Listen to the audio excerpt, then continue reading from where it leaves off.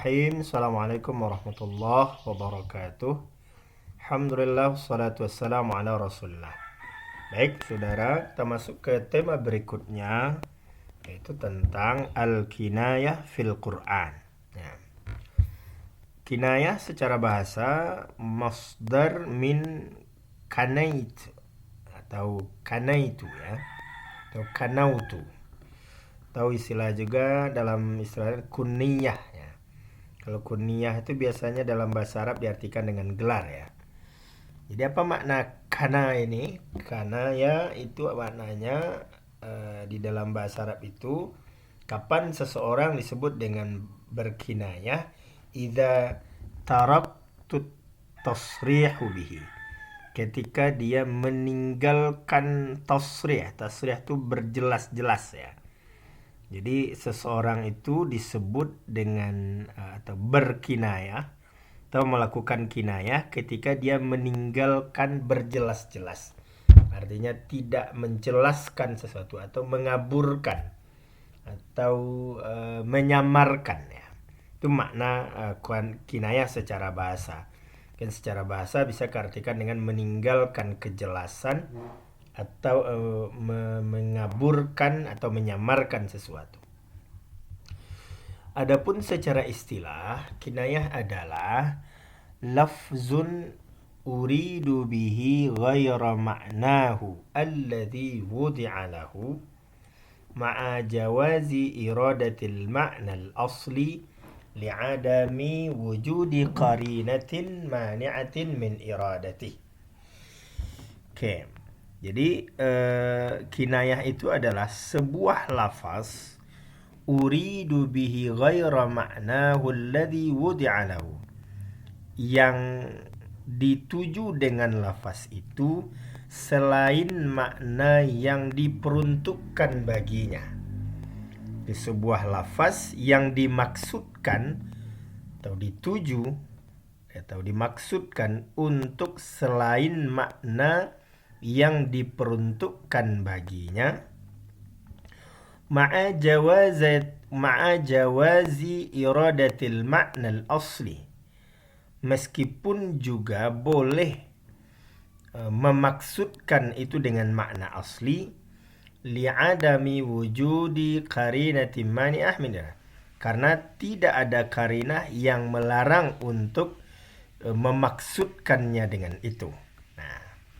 Jadi mungkin begini mudahnya sudah memahami ya. Sebelumnya kita sudah bicara tentang majas ya. Majas.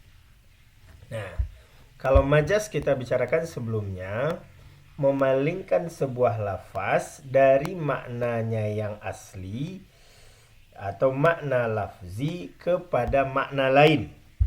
Nah, maka dari sisi ini sebenarnya antara kinayah dan majas itu sama, yaitu kalau di sini disebut dengan istilah sebuah lafaz yang maksudnya ditujukan untuk selain maknanya yang asli. Majas juga begitu, sebuah lafaz yang dipergunakan atau yang diperuntukkan maknanya tidak untuk makna asli, sama gitu. Cuman apa perbedaannya? Nah, perbedaannya adalah kalau majas, makna aslinya itu tidak mungkin digunakan. Karena ada karinah yang menunjukkan bahwa makna aslinya itu tidak mungkin terjadi.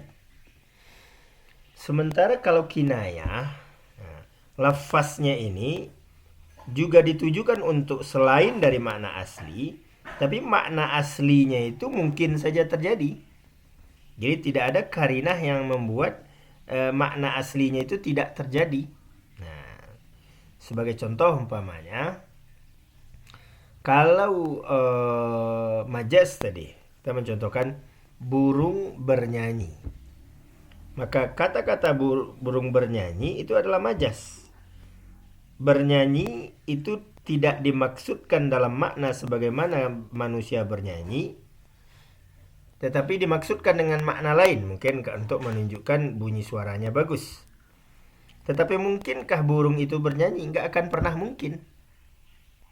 Atau seperti tadi ketika dikatakan Presiden Jokowi membangun jalan tol.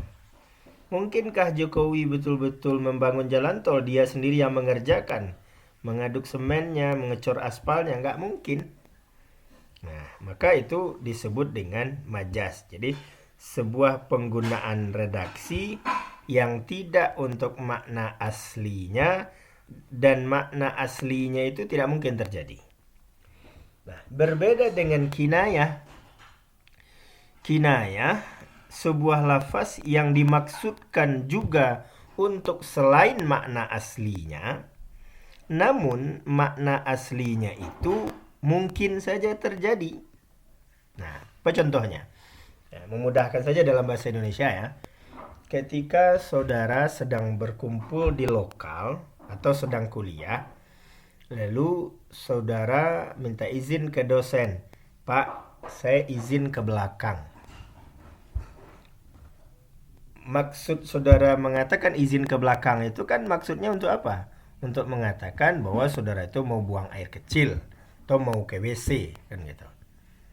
Maka mohon izin ke belakang itu kinayah namanya. Nah, ke belakang itu bisa maksudnya, kalau makna kinayahnya adalah kinayah dari izin pergi ke WC gitu kan.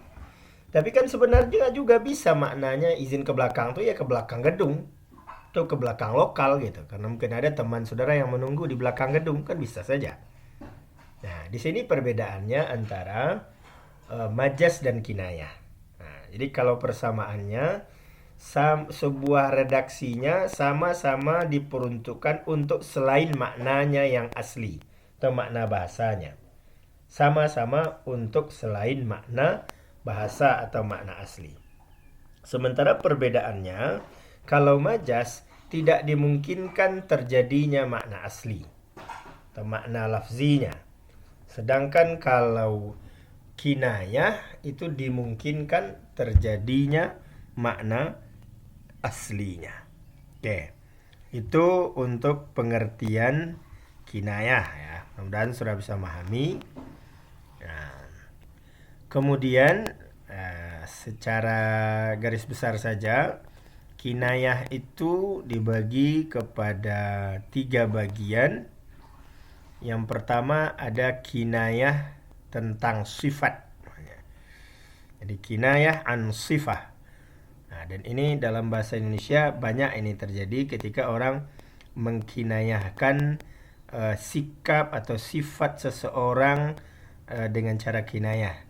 Dia keras kepala, kalau keras kepala ya. Jadi keras kepala itu sebenarnya kinayah ya, karena memang bisa saja makna keras kepala itu memang kepalanya yang keras. Atau dia apa ya? Ketika dikatakan dia memiliki sifat jeleknya itu apa? Dia cepat tangan. Ya, cepat tangan. Cepat tangan itu bisa bermakna pencuri, dan bisa juga sebenarnya memang dia sigap bekerja, tangannya cepat kan gitu.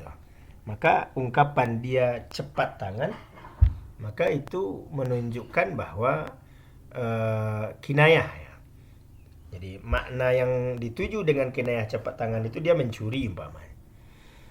Nah, tetapi makna aslinya bisa saja cepat tangan itu memang dia hebat, dia ahli silat sehingga tangannya cepat. Nah, itu namanya kinayah an sifah. Kemudian yang kedua, kinayah an mausuf ya. Kinayah tentang objek yang disifati ya. Seperti kalau di sini dikatakan bahwa kalau orang Mesir itu disebut dengan abna illai an-nail ya. Anak generasi atau anak sungai. Nah, atau yang biasa juga kalau dalam ungkapan-ungkapan kita di Indonesia umpamanya kalau ungkapan untuk apa ya, klub-klub bola umpamanya, kalau di itu kerbau sirah umpamanya, pasukan kerbau sirah. Nah, kalau untuk semen Padang umpamanya kan. Nah, atau ungkapan-ungkapan lain yang mungkin dianalogikan kepada tempat ya. Kemudian juga yang ketiga itu ada namanya kinayah an-nasabih ya. Kinayah dengan penisbahan ya, dengan menisbahkan atau melakukan penyandaran ya, menisbahkan kepada sesuatu objek ya. Seperti umpamanya ketika ada ungkapan ya Rasul, ini hadis ya, khairun nas may yanfa'un nas, sebaik-baik manusia itu adalah orang yang bermanfaat. Maka ini sebenarnya kinayah dari menafikan bahwa orang yang tidak bermanfaat itu adalah orang yang tidak baik. Nah, itu dari segi pembagian. Jadi ada kinayah sifat, ada kinayah mausuf, dan ada kinayah nisbah. Kemudian dari segi tujuan atau alasan menggunakan kinayah itu ada juga beberapa motif ya. Ada beberapa alasan. Yang pertama, kinayah itu biasa digunakan adalah al-quwwah fil makna. Jadi untuk menegaskan makna. Jadi ketika disebut dengan kinayah itu maknanya lebih tajam, lebih kuat, lebih mengena umpamanya, dibanding menggunakan bahasa normal atau bahasa aslinya. Nah, makanya kalau dalam istilah Minang itu kan ada ungkapan ya, tersindir itu kena kinayah itu lebih pedih daripada ditembak langsung atau apa ya, sebutkan secara langsung to the point ya. Maka dengan disindiran, dengan kinayah itu maknanya lebih mengena daripada to the point gitu. Ketika umpamanya seseorang dikatakan bahwa dia itu seorang apa ya, ketika menyebutkan sifat seseorang yang tidak baik tetapi dengan menggunakan kinayah ya. Ketika tadi dikatakan seorang itu dikatakan pencuri, tapi lalu disebut dengan istilah dia cepat tangan pokoknya. Atau ketika seseorang itu pemalas. Nah, pemalas umpamanya kalau dalam bahasa Minang mungkin disebut dengan barek ikua, barek tandan, susah bergerak umpamanya, artinya dia pemalas. Nah, jadi mengungkapkan dengan istilah-istilah kenaya itu kadang maknanya itu lebih kuat, lebih mengena ketimbang menggunakan makna-makna yang atau lafaz-lafaz yang secara langsung ya. Kemudian yang kedua, penggunaan kinayah itu juga bertujuan untuk at-ta'bir an umurin qad yatahashal insan an dzikriha ihtiraman lil mukhatab. Jadi dalam rangka menghindari rasa ketidaknyamanan orang untuk mendengar, atau dalam rangka konteks memuliakan orang yang mendengar. Sama saja dengan sebagai contoh istilah tadi ya. Ketika orang lagi duduk-duduk, saudara lagi kuliah, apalagi makan-makan, lalu saudara mau ke WC. Lalu saudara bilang aja dengan tegas, saya mau buang air besar sebentar. Itu kan gak nyaman orang ketika orang kuliah lalu saudara pamit dengan istilah, saya mau buang air besar. Apalagi orang lagi makan ya. Tapi dengan saudara katakan, saya mau ke belakang sebentar, itu kemudian itu menjaga ya.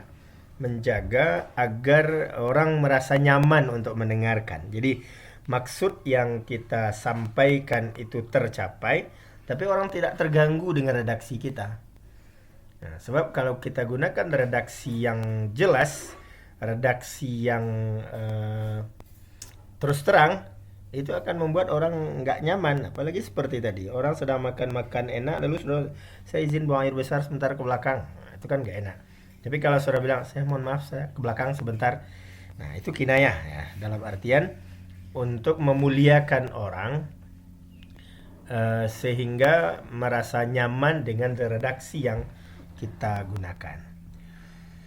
Berikutnya juga kinayah itu juga dalam rangka al-ibham ala sami' ya. Sengaja juga untuk mengaburkan ya bagi orang yang mendengar. Artinya seperti yang saya katakan tadi, kadang ketika to the point itu orang merasa tidak nyaman sebenarnya dengan ketika dia katakan to the point ya. Tetapi dengan dikaburkan dengan menggunakan kinayah, setidaknya itu lebih agak diterima, lebih terhaluskan bahasanya, sehingga kemudian orang yang mendengarkan apa yang kita sampaikan itu nyaman gitu. Termasuk juga kinayah itu adalah tanzihul udhun amma tanbu an sima'ihi. Juga dalam rangka menyamankan telinga ya dari sesuatu yang mungkin tidak nyaman untuk didengar. Nah, nanti akan banyak contoh-contohnya bagaimana Al-Quran menggunakan kinayah sehingga membuat kalau seandainya disebut secara langsung orang mungkin akan malu-malu atau orang akan kurang nyaman ya. Contoh nanti kalau dalam bahasa Al-Quran itu ketika seorang suami dilarang untuk menggauli istrinya ketika dia sedang menstruasi, maka Al-Quran mengatakan la taqrabun nisa ya. Jangan kamu mendekati. Mendekati yang dimaksud di situ bukan mendekati secara fisik, tetapi di situ adalah kinayah dari berhubungan suami istri ya. Nanti akan kita bahas lagi dengan contoh-contoh yang banyak di dalam Al-Quran. Nah, kira-kira itu penjelasan tentang atau secara teorinya ya tentang apa yang disebut dengan kinayah. Nah, jadi di dalam bahasa Arab itu ada majaz, ada kinayah. Sekali lagi, garis bawahi, kalau majaz sebuah lafaz yang digunakan tidak untuk makna asli dan makna aslinya tidak mungkin digunakan. Nah, sementara kinayah, jadi sebuah lafaz yang juga digunakan tidak untuk makna asli, namun makna aslinya itu mungkin saja terjadi, walaupun yang dituju dalam kalimat itu bukan makna asli, bukan makna aslinya, tetapi adalah makna kinayahnya. Baik, itu saja untuk pengantarnya. Dalam pertemuan berikut insyaallah kita akan lihat langsung ayat-ayat Al-Quran yang menggunakan redaksi kinayah dan kemudian bagaimana kita memahami ayat tersebut berdasarkan ilmu balaghah ini. Demikian saja, terima kasih, mohon maaf, semoga sudah paham. Assalamualaikum warahmatullahi wabarakatuh.